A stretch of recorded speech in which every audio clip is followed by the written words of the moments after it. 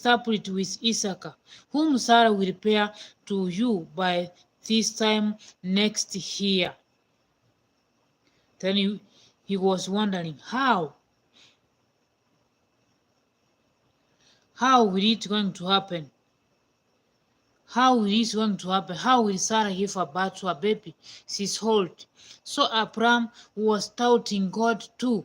He did not remember that he was saying no. How will God say this word to me? I'm old. Sarah is old, and old people doesn't give birth.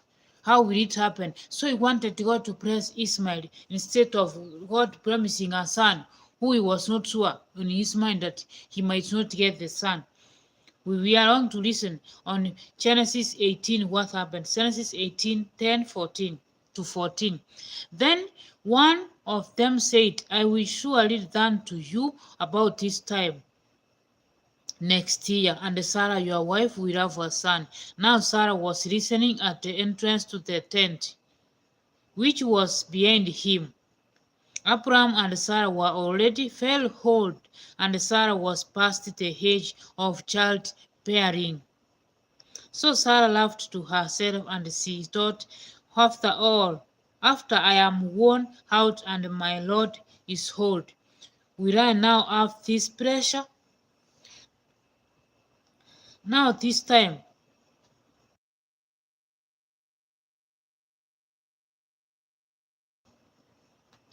Now this time it was Sarah who, when Sarah heard, Sarah was behind them, so he was listening.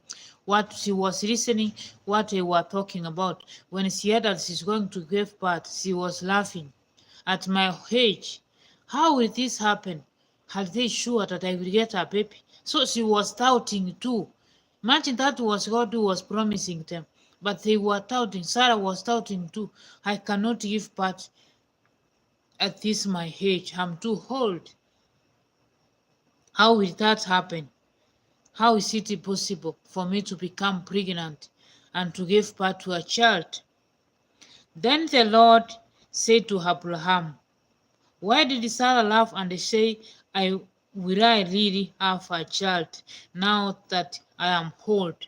So God knew what Sarah was thinking, why she was laughing. Then God asked Abraham, why is your wife Sarah laughing? Why is he asking if she will be able to give birth to a child? Is anything too hard for God? Then God asked Abraham, is anything too hard for God? I will return to you at the thy appointed time next year, and Sarah will have a son. I will return at appointed. So when God was telling how Abraham all this was not the appointed time for them to give birth. But he told them, I will turn back when the time is right, and Sarah will give you a child. So sometimes when we keep on doubting, God is powerful. There is nothing too hard for Him to handle. There is nothing God cannot do in our life. We need to always believe in Him. We have to have faith in Him. But when we keep on doubting, we ruin our faith to Him. We doubt God too much.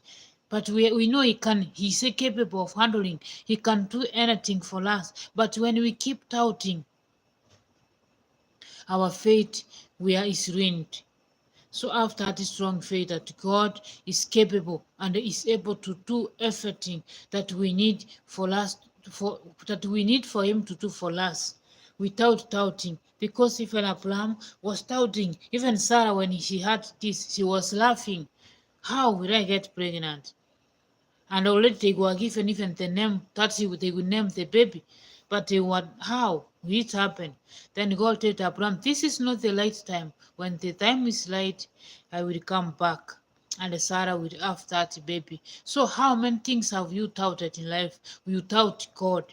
You think that God cannot do it for you. You see that God, no, this is not possible. How will it happen? And God is there listening, wondering, what is this person talking about? Is there anything hard for me to handle? Is there anything for me I cannot do? So there's no big thing for God not to do. God is able to do everything for us. There's nothing so big for Him. he can handle